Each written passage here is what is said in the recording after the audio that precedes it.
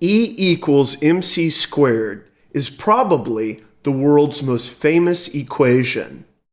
This equation has the power to transcend the barriers of culture and languages. Many people think of this equation once Albert Einstein's name is mentioned.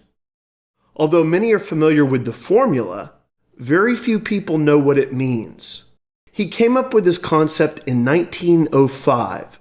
Prior to this time, entities such as time, space, mass, and energy were concepts that were thought of as separate aspects of the universe as a whole. But by bringing these seemingly unrelated elements together, Einstein completed his theory of special relativity. In E equals mc squared, Einstein concluded that mass and kinetic energy are equal to one another since the speed of light